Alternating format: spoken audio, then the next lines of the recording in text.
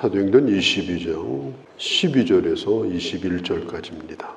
바울이 다메섹으로 가다가 주님을 만났는데 그때에 같이 가던 사람들이 빛은 보았지만 부르는 음성은 바울만 들었습니다.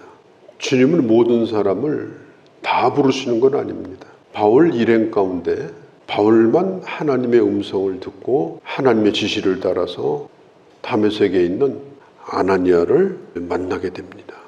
그 정신없는 상황 속에서도 물어봐요. 당신이 누구냐? 네가 핍박하는 예수다. 바울은 두 가지를 깨달았죠. 첫째는 예수는 살아계시다. 그는 죽은 것이 아니라 살아계시다. 부활하셨다. 두 번째는 나는 교회를 핍박한다고 생각했는데 예수를 핍박했구나. 바울은 그 사실을 잊지 않았습니다. 교회는 그리스도의 몸이고 교회를 박해하고 대적하는 건 주님을 회방하는 것이다. 그걸 바울이 깨닫게 된 것입니다.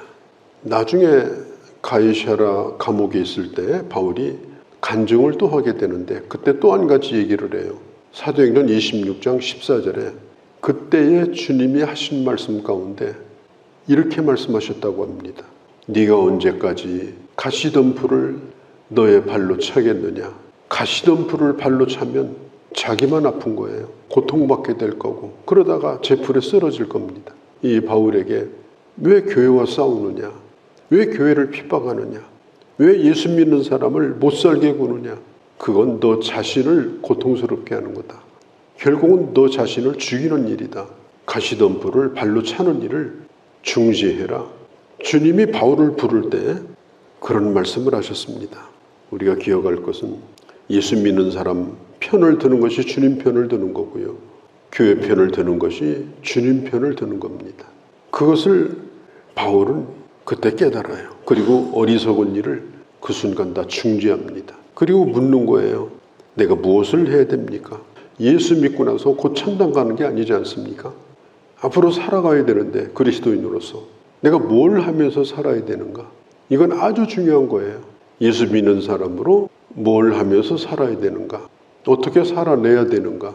그게 바로 우리에게 주신 숙제인 것입니다. 그렇다고 해서 뭐 직업을 바꿔라, 네가 살던 곳을 떠나가라 그런 건 아니에요. 예수 믿는다고 해서 하는 일이 바뀌는 게 아니고 같이 살던 사람이 바뀌는 게 아닙니다. 그 일을 하는 목적이 달라지는 거예요. 그 일의 의미가 달라지는 것입니다. 그걸 지금 바울이 묻는 거예요. 제가 무엇을 해야 됩니까? 바울은 시력을 잃어버렸습니다. 그리고 아나니아에게 이끌려서 가게 됩니다. 아나니아가 어떤 사람이냐? 오늘 12절에 그는 경건한 사람이고 그는 유대인들에게 칭찬을 받는 사람이다. 매우 훌륭한 존경받는 그런 지도자였다는 걸 알 수가 있습니다. 바울이 이 아나니아를 만난 것은 하나님의 큰 은혜입니다. 바울은 아무것도 모르잖아요. 아나니아라고 하는 멘토를 붙여주셔가지고 모든 걸 아나니아로부터 들었어요. 예수가 누구인지도 듣고 하나님이 왜 바울을 불렀는지도 아나니아로부터 듣고 회개도 아나니아가 전하는 복음을 듣고 회개하고 세례도 아나니아에게 받았어요. 너는 즉시로 전도하라.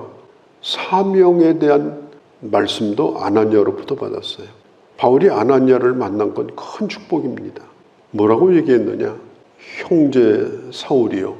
아나니아가 바울을 만나고 나서 처음에 한 얘기가 뭐냐면 형제라고 불러줬어요. 분노로 가득 찬 사람, 경계심으로 가득 찬 사람, 경쟁의식이 가득 찬 사람, 이런 사람을 만났다면 오늘의 바울은 바울이 될 수가 없어요. 아나니아는 그가 누구이든지 간에 그가 예수 믿으면 다 형제다. 그렇게 생각하고 이 바울을 받아줬기 때문에 바울이 예수를 제대로 믿게 되고 알게 된 겁니다. 복음에 대해서 구체적으로 들었어요. 13절에 보면 내가 와 곁에 서서 말하되 형제 사울아 이렇게 불렀다는 거예요. 다시 보라. 그렇게 하자 즉시 그를 쳐다보았노라. 여기서 다시 보라는 말은 이제 새롭게 보라는 거예요. 앞으로 네 눈이 떠지게 되면 너는 옛날에 본 것은 다 없는 거다. 옛날에 보았던 것은 다 이제 과거일 뿐이다. 이제 새로운 세상을 보면서 새로운 세계를 보라. 거듭난 자의 길을 가라. 아나니아로부터 그 요청을 받는 거예요. 보라. 그러자 바울이 눈이 떠져요. 눈이 떠지고 그를 쳐다봤노라. 그러면서 비로소 아나니아를 보게 된 것입니다. 그리고 그 순간부터 영적으로 필요한 모든 것을 아나니아로부터 받게 되어집니다. 그가 예수를 처음 믿었을 때 누구를 만났었는가? 누가 나에게 도움이 되었는가? 어떤 사람이 내게 복음을 전해주었고 구체적으로 주님을 내가 만났는가 하는 것을 간증하고 있는 거예요. 이 간증이 대단히 중요한데 철학적으로 간증할 수는 없는 거예요. 사성적으로 자기 신념을 얘기하는 게 아닙니다. 무슨 정교적인 교리를 말하는 게 아닙니다. 자기 경험을 얘기하는 거예요. 자기가 분명히 들은 것을 얘기하는 거예요. 어디서 읽은 얘기가 아니에요. 만난 얘기를 한 겁니다. 뭐 그럴 거라고 생각합니다. 그럴 거라고 느끼지 않습니까? 우리 현대인들이 쓰는 단어 그럴 것 같습니다. 네가 개똥이냐 그러면 예, 개똥이 같아요. 복음은 뭐뭐한 것 같아요가 아니에요. 복음은 내 모든 생애와 운명을 건 예수 그리스도를 만난 사실, 예수 그리스도를 자기가 알게 된 사실, 지금 내가 믿고 있는 예수 그리스도를 체험적인 그 그리스도를 전하는 게 바로 내가 복음 전하는 겁니다. 14절에 보면은 아나니아가 아주 중요한 얘기를 해요. 이렇게 말합니다. 그가 또 이르되 우리 조상들의 하나님이 너를 택하였다. 바울이요. 하나님이 당신을 택했습니다. 그리고 아나니아는 세 가지를 말해요. 첫째로 택하여 알게 하시고 보게 하시고 듣게 하셨으니 14절 끝에 이 택했다라고 하는 이 말이요. 본래 이 단어의 뜻은 미리 손을 잡다. 하나님이 붙들어 주신 것이 택하심이에요. 내가 주님을 붙든 것이 아니고 주님이 미리 이미 나를 붙들어 준 거예요. 그래서 어떻게 했느냐? 자기 뜻을 알게 하셔요. 하나님의 뜻이 뭔가? 나를 향한 하나님의 뜻이 뭔가? 그래서 내 뜻을 버리게 하십니다. 하나님의 뜻을 받아들이게 하시는 거예요. 그 다음에 보게 하시고 어떤 걸 봤어요? 14절에 그 의인을 보게 하시고 그 의인이 뭐예요? 죄 없이 십자가에 달려 죽으신 의인, 바로 예수 그리스도를 보게 하신 겁니다.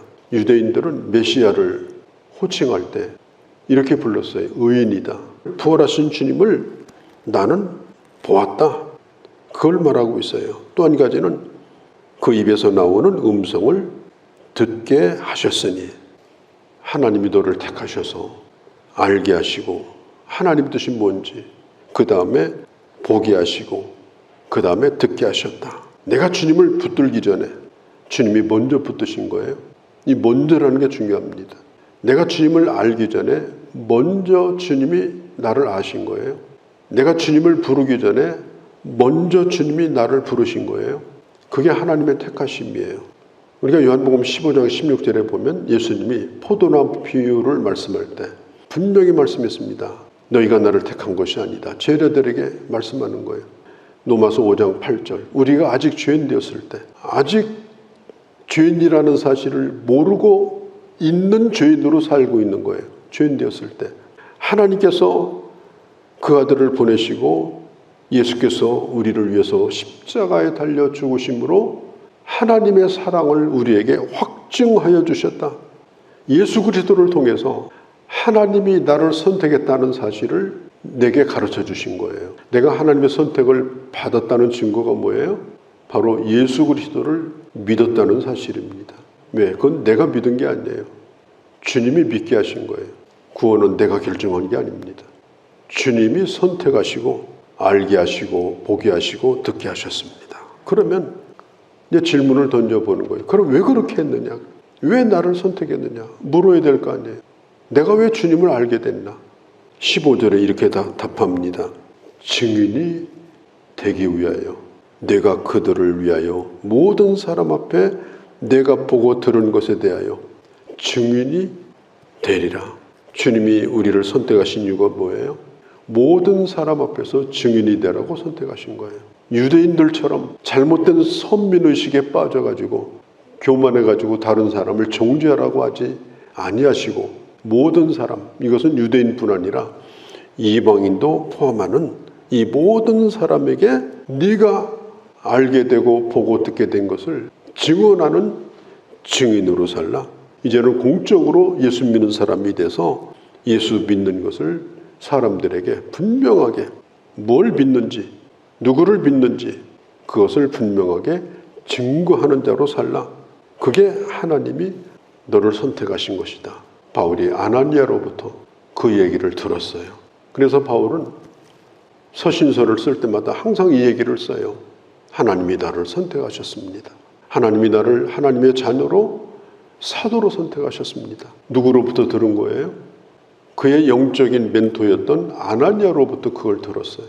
바울은 그것을 하나님의 음성으로 듣고 평생토록 하나님의 택하심을 확신하고 살게 된 겁니다. 그 후에 17절에 예루살렘으로 바울이 돌아왔습니다. 핍박자로 출발했다가 예수 믿는 사람이 돼서 돌아왔어요. 완전히 유대교 사회에서는 변절자가 된 겁니다. 바울의 이 과거 때문에 사람들이 다 의심을 해요. 안 믿어줘요. 받아들이지 않아요. 그래서 바울이 고민을 합니다. 내가 어떻게 하면 좋을까? 아무도 나를 알아주지 않고 받아주지 않는데 내가 어떻게 하면 좋을까? 그래서 성전에 들어가서 기도하게 됩니다. 그때 바울이 매우 중요한 하나님의 음성을 듣습니다. 그것이 17절에서 21절까지 내용이에요. 자신이 이제까지 일하던 무대인 예루살렘, 자신이 이제까지 만나던 사람이었던 유대인, 그렇게 하고 싶었어요. 그런데 사람들이 바울을 만나주지 않아요. 그때 하나님이 들려주신 음성이 뭐냐? 18절에 속히 예루살렘을 나가라. 유대인들과 다투지 말라. 유대인들과 변론하지 말라. 싸우지 말라. 그리고 가서 이방인에게 21절에 내가 너를 이방인에게로 보낸다. 그게 바울이 하나님 앞에 기도하다가 받은 응답입니다. 20절에 주의 증인인 스데반, 증인은 모름지기 저렇게 살아야 된다. 그런 뜻입니다. 마르티로스라고 하는 이 증인이라는 말이 순교자라는 말과 같은 말이에요. 증인이 된다는 건 뭐냐? 순교적 각오를 가지고 복음을 스데반처럼 끝까지 전하는 거다. 아마 바울은 이 스데반을 여기서 말했던 것은 평생 그가 스데반을 생각했다고 볼 수가 있어요. 18절에 예루살렘을 속히 나가라. 그리고 이방인에게 너를 보낸다는 말씀을 주신 거예요. 21절에 이방인에게로 보내리라 하셨느니라. 이때 비로소 이 바울이 다시 한번, 그리고 바울이 직접 주님으로부터 그 음성을 듣습니다. 이방을 향해서 가게 되는 거예요. 사실 바울이 가지고 있는 이력서는요, 이방인들에게는 별로 중요하지 않아요. 무슨 율법사니, 뭐 바리새인이니, 뭐 할례를 받았느니, 뭐 히브리어를 유창하게 하느니, 이런 건 이방인들한테는요, 이력서에 쓸만한 가치가 없어요. 그 모든 것을 다 쓰레기로 만들어버리고 자랑할 것이 없는 자로 만들고 이방인에게 가서 복음을 증거하게 하신 겁니다. 우리도 마찬가지예요. 예루살렘을 나가라. 오늘 내가 살고 있는 울타리, 내게 익숙한 것들, 우리가 그런 것을 떠나서 그런 곳에 가서 오로지 복음만 빛내는 자로 난 모르는 사람에게 가서 복음의 영광을 드러내라. 주님을 만난 얘기를 해라. 그들이 듣기를 원하는 게 바로 그거다. 내가 이 세상에 나가서 전해야 될 것은 예수를 만난 이야기입니다. 나는 어떤 얘기를 가지고 있나? 다시 한번 정리해보고, 그리고 예루살렘을 떠나라. 걸어가신 우리 아버지, 이 바울의 간증은 그가 경험한 것이고 그가 만난 얘기고 운명적인 예수 그리스도와의 만남, 전 인격을 걸고도 말할 수밖에 없는 예수 그리스도, 그분을 증거하는 증인으로 부르셨음을 간증하고 있습니다. 우리도 나아가서 주님의 뜻을 증거하며 살아갈 수 있는 그런 저희가 되게 하여 주시옵소서. 우리 주 예수님의 이름으로 기도하옵나이다. 아멘.